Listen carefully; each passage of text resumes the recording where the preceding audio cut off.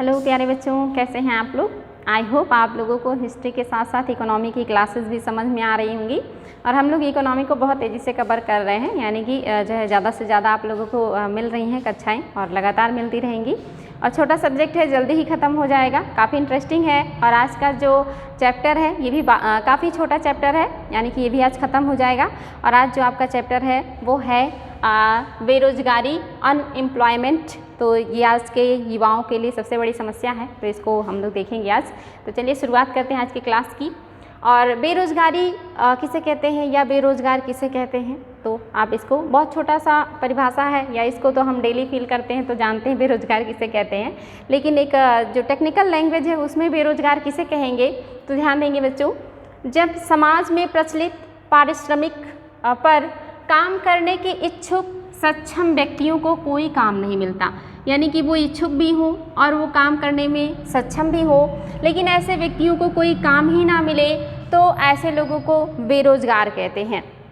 यानी कि अगर समाज में जो भी मजदूरी चल रही है, जो प्रचलित दर है मजदूरी की, उस दर पे भी अगर कोई काम करना चाह रहा है और वो काम करने की योग्यता भी रखता है, उसके बावजूद भी उसे वर्क ना मिले, तो उसे बेरोज़गार कहेंगे। और ऐसी स्थिति जब उत्पन्न होती है तो उसी को कहते हैं बेरोज़गारी। और आप जानते हैं कि जो हमारे समाज में कार्यशील लोग हैं वो कौन से एज से लेकर के लिए जाते हैं, एग्ज़ाम में भी क्वेश्चन आया है। तो 15 से लेकर के 59 वर्ष के एज के जो लोग होते हैं उन्हें कार्यशील पूंजी के अंतर्गत रखा जाता है, यानी कि वो वर्क कर सकते हैं या उन्हें रोज़गार मिलना चाहिए। और ऐसे लोग यानी 15 से 59 वर्ष के अगर कोई व्यक्ति हैं और उन्हें रोज़गार नहीं मिलता है, तो उन्हीं को क्या कहेंगे, बेरोज़गारी कहेंगे या बेरोज़गार कहेंगे। ध्यान देंगे बच्चों, ये इम्पॉर्टेंट है।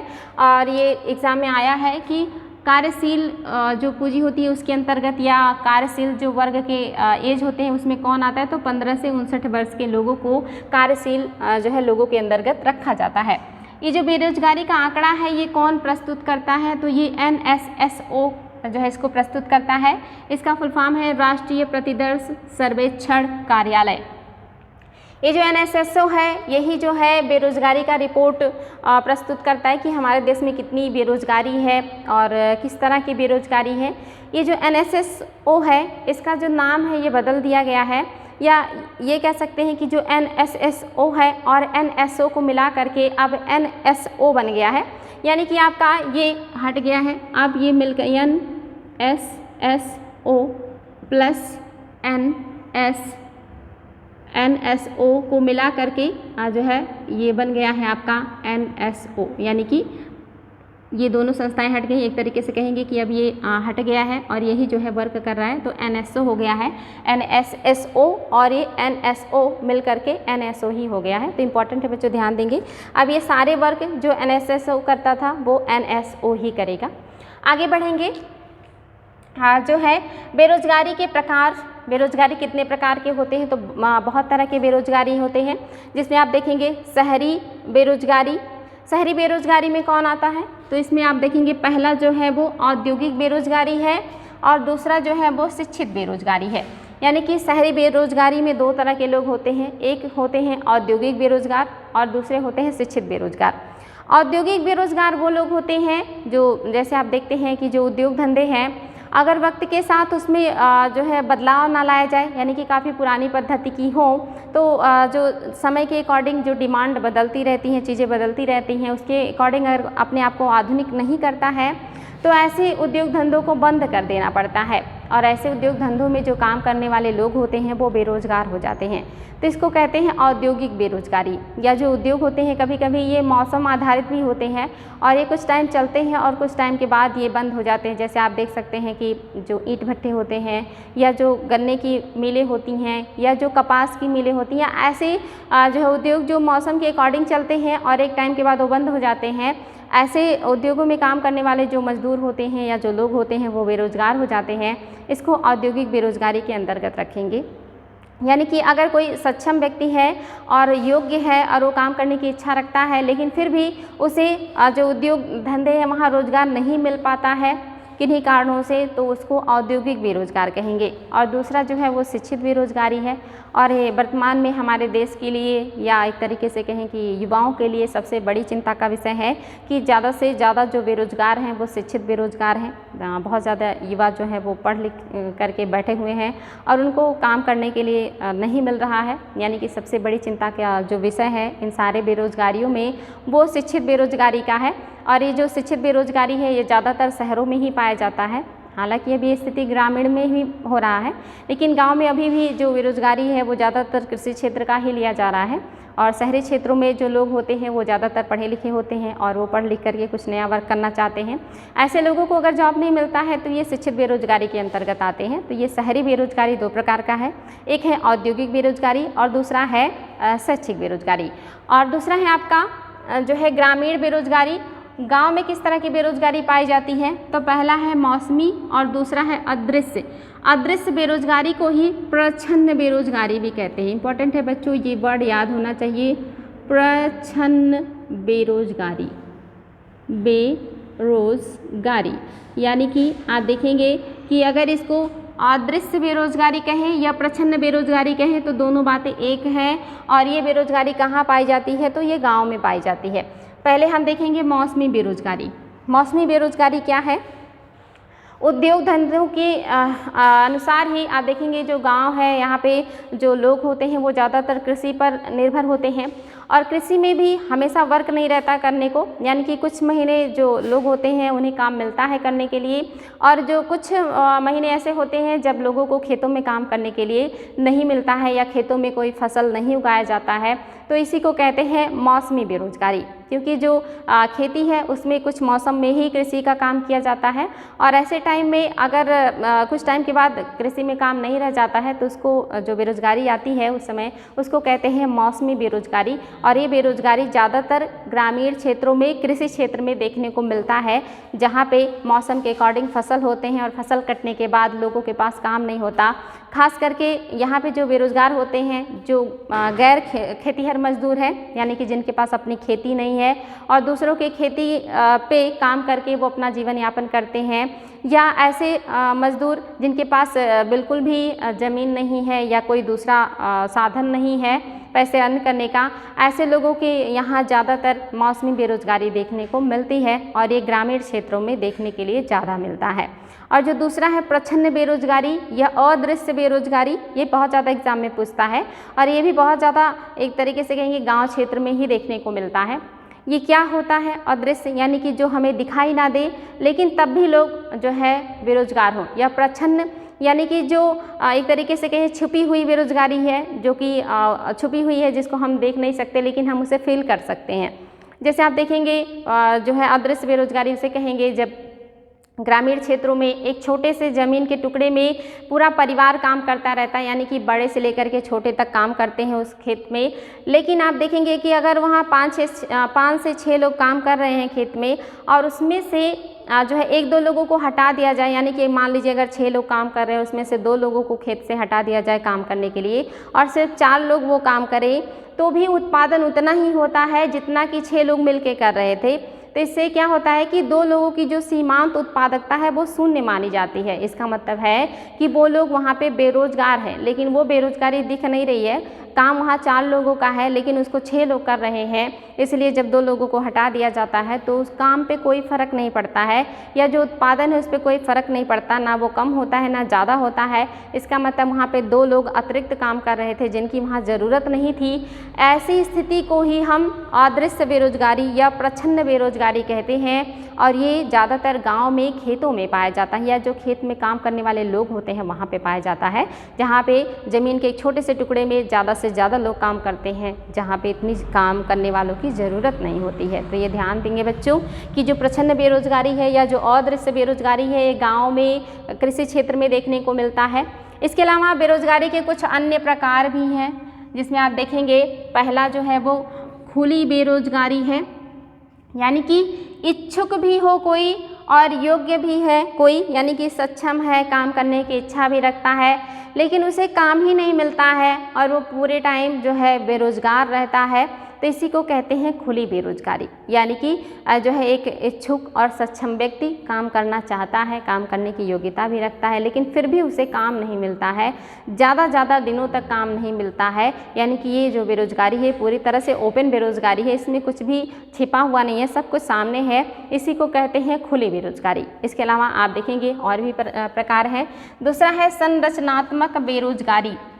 ये बेरोजगारी भी आप देखेंगे वर्तमान में बहुत ज़्यादा देखने को मिलती है, और ज़्यादातर ये कहाँ देखने को मिलती है, यानी कि अगर पुरानी उत्पादन तकनीक हो या सीमित पूंजी हो या औद्योगिक जो क्षेत्र है उसमें पिछड़ापन आ जाए तो इसी को कहते हैं संरचनात्मक बेरोजगारी। यानी कि जो वक्त की ज़रूरत है उसके अकॉर्डिंग जो उद्योग धंधे हैं वो अपने आप को मॉडिफाई ना करें, वो अपने आप को आधुनिक ना करें, और वो प्राचीन जो है टेक्निक पे ही काम कर रहे हो, या उनके पास वो टेक्नोलॉजी वो मशीनरी नहीं है जिससे वो आधुनिक या जो डिमांड है उसके अकॉर्डिंग जो है चीज़ों का उत्पादन करते हो।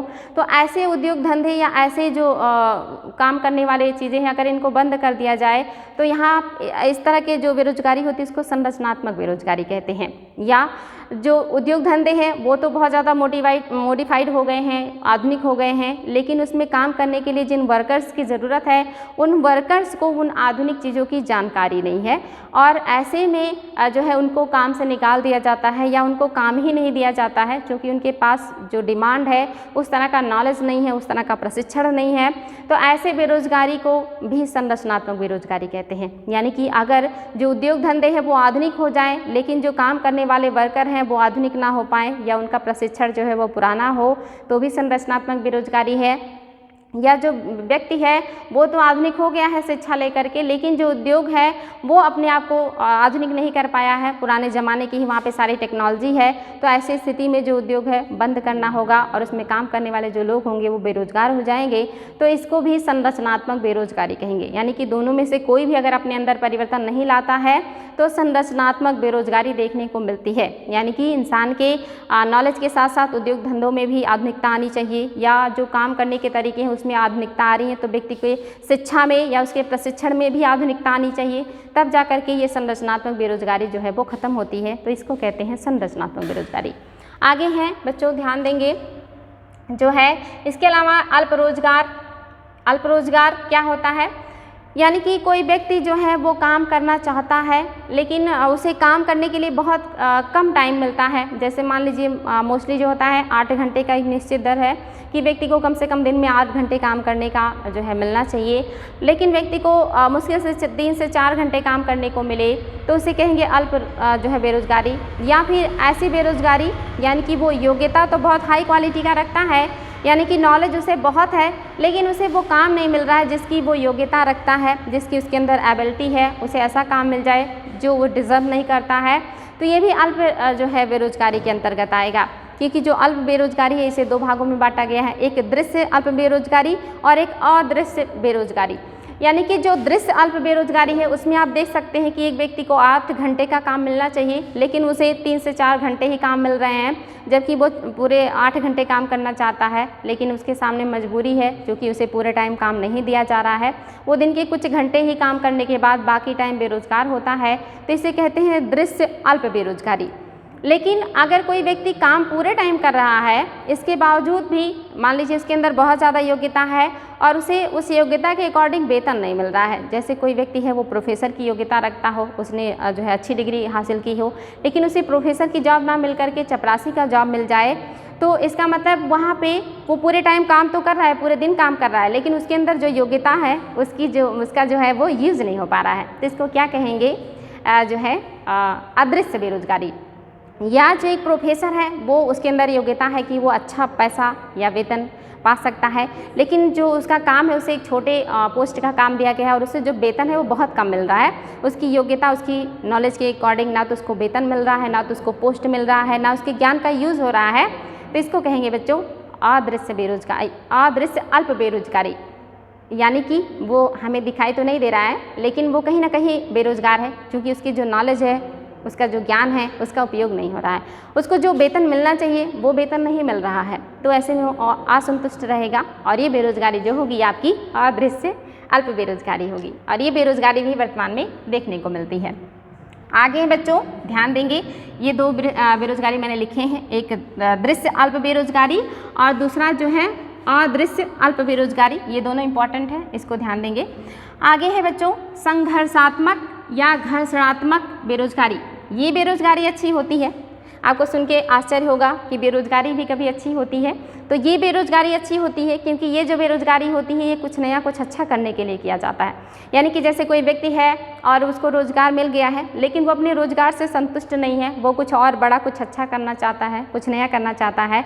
तो ऐसे में वो उस अपने छोटे से जॉब को या जो उसके पास है नौकरी उसको छोड़ करके उस बड़ी जॉब के लिए या नई जॉब के लिए जो है आगे पढ़ाई करता है या प्रशिक्षण लेता है ताकि वो और भी बेहतर वर्क कर सके, और उसके लिए वो अपनी पुरानी जॉब को छोड़ देता है और कुछ टाइम के लिए बेरोजगार हो जाता है नए जॉब के लिए। यानी कि जैसे आप मान लीजिए सिविल की तैयारी कर रहे हैं और आपको कोई छोटे एग्ज़ाम में क्वालिफाई करके आप जॉब कर लेते हैं, लेकिन कुछ टाइम के बाद आपको लगता है कि नहीं, आपको और बेहतर करना चाहिए था या आप और बेहतर कर सकते हैं, और आप उस जॉब को छोड़ करके कुछ टाइम के लिए तैयारी करें और जो है IAS बन जाएं। तो ये इस दरमियान जो आप संघर्ष कर रहे थे एक रोज़गार को छोड़ करके दूसरे रोज़गार को प्राप्त करने के लिए, या जो एक घर्षण हो रहा था इन दोनों रोज़गार के बीच में, इसी को कहते हैं संघर्षात्मक या घर्षणात्मक बेरोजगारी। यानी कि छोटे से जॉब को छोड़ करके बड़े जॉब को प्राप्त करने के बीच का जो अंतराल होता है, जो चाहे अध्ययन का कहें या प्रशिक्षण का कहें, इसी को कहते हैं घर्षणात्मक या जो है संघर्षात्मक बेरोजगारी। तो ये बेरोजगारी अच्छी होती है क्योंकि यहाँ पे लोग और बेहतर करने के लिए अपने आप को बेरोजगार करते हैं। तो इम्पॉर्टेंट है बच्चों, ध्यान देंगे, इसी को कहते हैं घर्षणात्मक या संघर्षात्मक बेरोजगारी। इसके अलावा चक्रीय बेरोजगारी भी होती है। चक्रीय बेरोजगारी क्या होती है?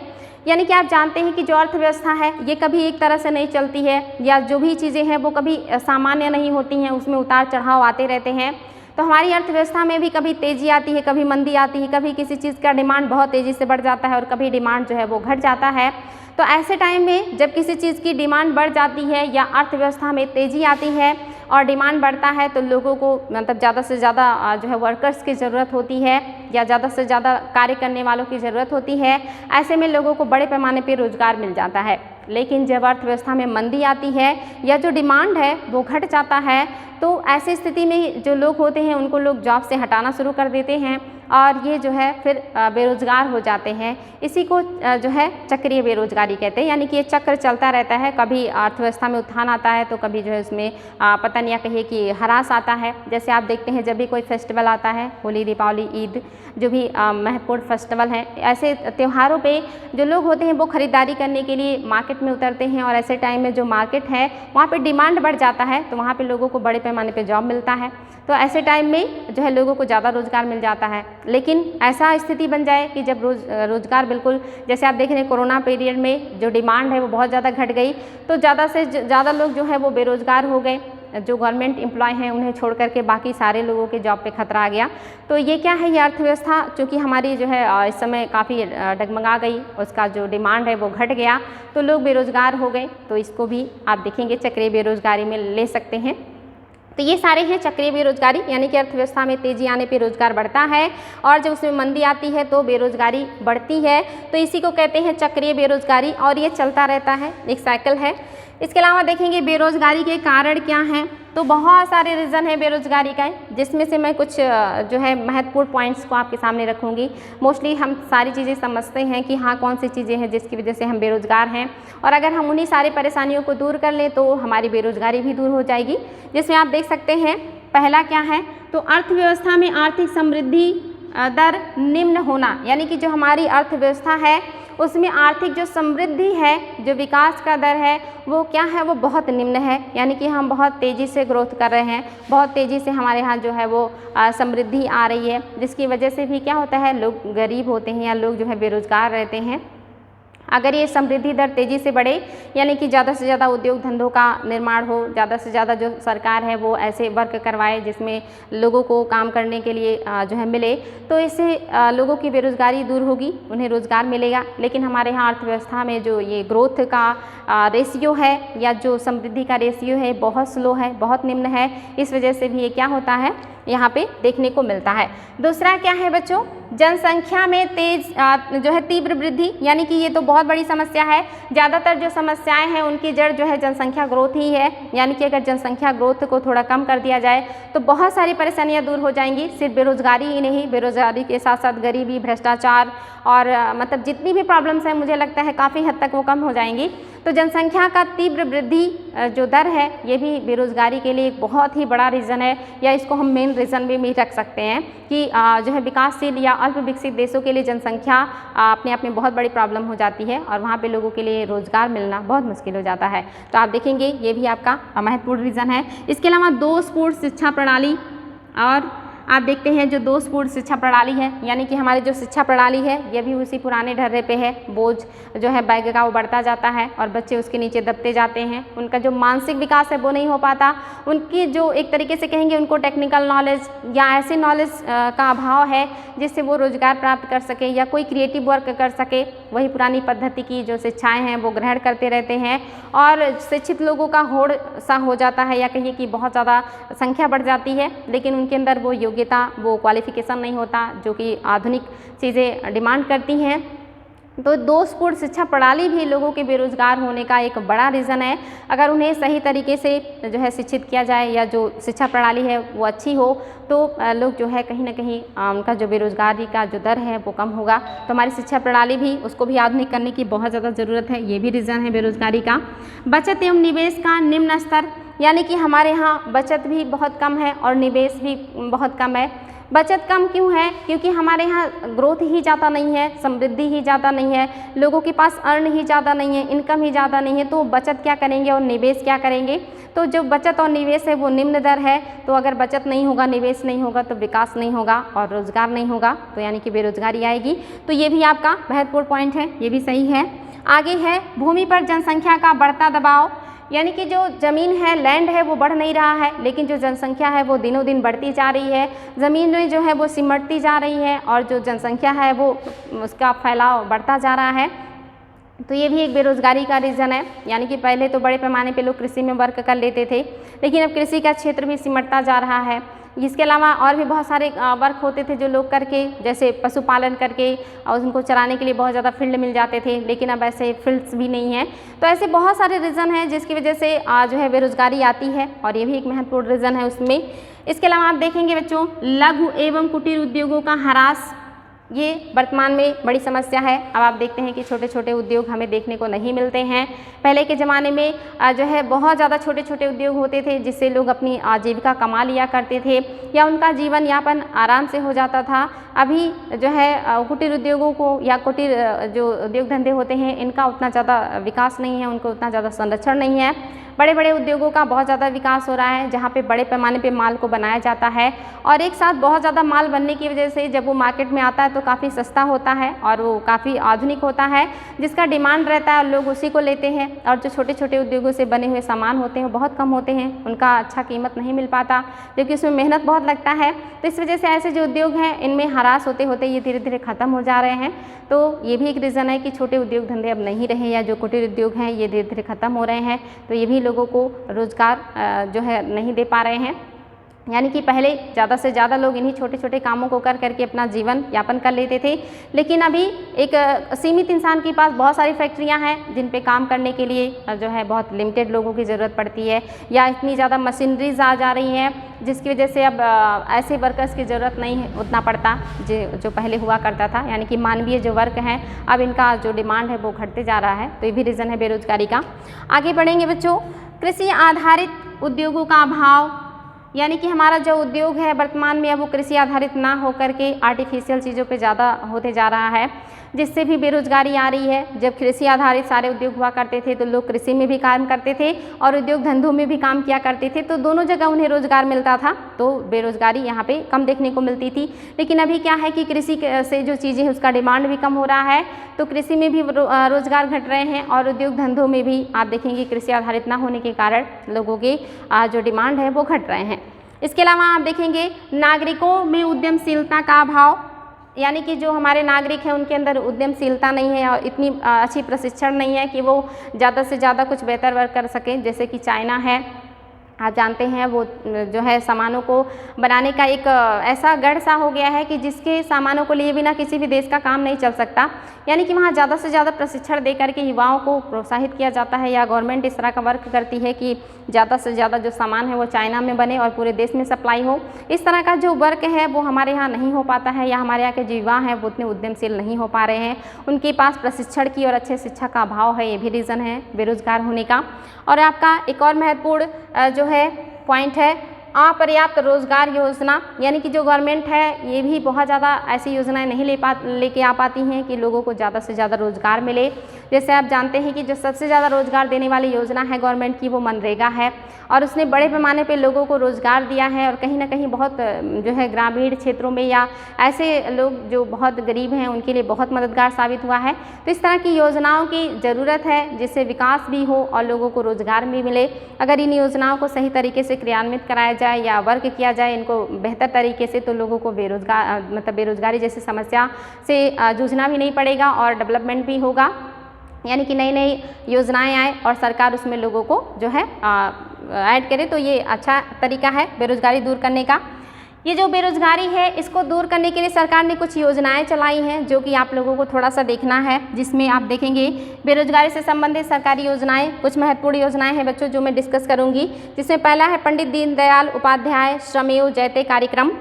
ये 16 अक्टूबर 2014 को प्रारंभ किया गया भारत सरकार की ये कार्यक्रम है, जो कि इसका उद्देश्य क्या है, औद्योगिक विकास और आसान व्यवसाय हेतु अनुकूल माहौल बनाना। यानी कि ये क्या करेंगे, औद्योगिक विकास करेंगे और आसान जो है व्यवसाय हेतु अनुकूल माहौल तैयार करेंगे कि ज़्यादा से ज़्यादा जो लोग हैं वो उद्योग धंधों से जुड़े और आसानी से वर्क कर सके। इसके अलावा ये जो काम कर रहे हैं कौन कर रहा है, तो आप ये देखेंगे यह कार्यक्रम श्रम एवं रोजगार मंत्रालय, ये मंत्रालय याद होना चाहिए बच्चों, श्रम एवं रोजगार मंत्रालय द्वारा जो है शुरू किया गया या क्रियान्वित किया जा रहा है प्रधानमंत्री कौशल विकास योजना। यह युवाओं के कौशल प्रशिक्षण के लिए एक प्रमुख योजना है। इसके लिए जो है पाठ्यक्रम में सुधार और बेहतर शिक्षण और प्रशिक्षण, इन सारी चीज़ों की जो है व्यवस्था की जाएगी, तो ये भी इम्पोर्टेंट है, ध्यान देंगे इसको। आगे है कौशल विकास एवं उद्यमियों के लिए राष्ट्रीय नीति, केंद्र सरकार द्वारा जो है 15 जुलाई 2015 को शुरू किया गया था। तो ये भी एक योजना है कौशल विकास एवं उद्यमियों के लिए राष्ट्रीय नीति, जो कि केंद्र सरकार लेकर के आई थी 15 जुलाई 2015 को। और इसका उद्देश्य क्या था, देश की प्रथम एकीकृत राष्ट्रीय नीति का शुभारंभ किया गया, और यह नीति जो है सफल कौशल रणनीति की कुंजी के रूप में उद्यमियों को प्रोत्साहन देने के लिए एक प्रभावी योजना है। यानी कि ये जो योजना आई है ये जो सफल उद्यमी है या उद्यम करना चाहते हैं उनको प्रोत्साहन देने के लिए लाया गया था, और ये 2015 में आया था जुलाई में। इंपॉर्टेंट है बच्चों, ध्यान देंगे। नेक्स्ट है महात्मा गांधी राष्ट्रीय ग्रामीण योजना, जो कि मनरेगा इसको कहा जाता है। इसके बारे में तो आप लोगों को बहुत कुछ पता होगा। 2-3 पॉइंट्स जो एग्जाम में बहुत ज़्यादा आते हैं, जिसमें आपका है इसकी शुरुआत कब हुई है, तो 2 फरवरी 2006 को महात्मा गांधी के जन्मदिन के दिन 2006 में शुरू हुआ था, और ये आंध्र प्रदेश से शुरू किया गया था। प्लेस भी इंपॉर्टेंट है बच्चों, ध्यान देंगे। लेकिन ये अधिनियम संसद द्वारा पारित कब कर दिया गया था, तो 2005 में ही पारित कर दिया गया था। लागू हुआ 2006 में, आंध्र प्रदेश से शुरू हुआ था। 2 अक्टूबर 2009 में इसका नाम बदल करके महात्मा गांधी राष्ट्रीय ग्रामीण रोजगार योजना यानी कि गारंटी अधिनियम कर दिया गया। मनरेगा बना दिया गया था इसे। यहाँ पे आपका फुल फॉर्म लिखा हुआ है, इसको देख सकते हैं आप। यानी कि नाम को बदल दिया गया है, तो 2009 में 2006 यानी कि ऐसे लिखेंगे 2006 तो शुरू हुआ और लास्ट में ऐसे कर देंगे तो इसका नाम बदल करके महात्मा गांधी मनरेगा कर दिया गया। तो इम्पॉर्टेंट है, ध्यान देंगे। ये जो है कम से कम 100 दिनों का रोजगार देगा लोगों को, यानी कि लोगों को साल में कम से कम 100 दिन की रोजगार देने की गारंटी देता है। लेकिन अगर कहीं सूखा प्रभावित क्षेत्र है, जनजातीय क्षेत्र है, तो वहाँ पे 750 दिन की रोजगार देने की गारंटी देता है। यानी कि अगर कहीं पे स्थिति सामान्य नहीं है या बहुत गरीबी है तो वहाँ पे 750 दिन की यहाँ पे आप देखेंगे उनको रोजगार मिलेगा। इसके अलावा आप यहाँ पे देख सकते 700 नहीं बच्चों, ये 150 है, यहाँ पे थोड़ा मिस्टेक हुआ है, 150 है। आगे है इसमें आप देखेंगे जो महिलाओं को बड़े पैमाने पे शामिल करने की बात की गई है और लगभग 33% इसमें जो है कंपलसरी है कि महिलाओं को मनरेगा में वर्क करने को दिया जाएगा, तो 33% ध्यान देंगे। आगे है प्रधानमंत्री रोजगार गारंटी योजना। ये योजना भी गवर्नमेंट के द्वारा लाई गई थी। यह योजना प्रधानमंत्री रोजगार गारंटी योजना और प्रधानमंत्री रोजगार योजना के विलय के पश्चात आया है, यानी कि इसमें 2 योजनाओं को मिला करके एक योजना बनाया गया है। और ये कब आया है, तो 15 अगस्त 2008 को, यानी कि 2008 में प्रारंभ हुआ है।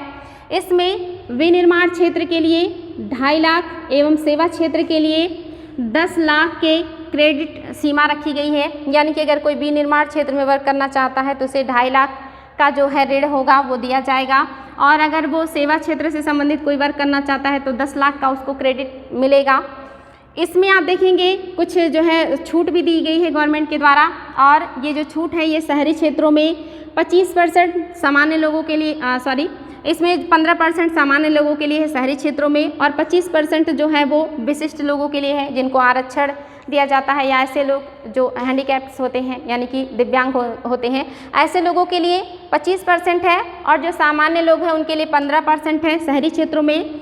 और ग्रामीण क्षेत्रों में आप देखेंगे तो यहाँ पे जो सामान्य है उनके लिए 25%, और जो विशिष्ट या कहिए कि विशेष अभ्यर्थी हैं उनको 35% का जो सब्सिडी है या जो छूट है वो गवर्नमेंट देगी। तो इम्पॉर्टेंट है बच्चों, ये छूट आप लोगों को याद होना चाहिए। और कितने सीमा है, तो 10 लाख है सेवा क्षेत्र में, और विनिर्माण में 25 लाख है।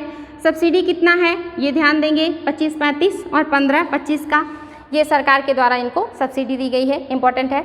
नेक्स्ट है बच्चों प्रधानमंत्री युवा रोजगार योजना। ये भी जो है गवर्नमेंट के द्वारा लाई गई थी। यह योजना कौशल विकास एवं उद्यमिता मंत्रालय के द्वारा शुरू की गई पहल है। ये मंत्रालय याद होना चाहिए, कौशल विकास एवं उद्यमिता मंत्रालय MSME की पहल।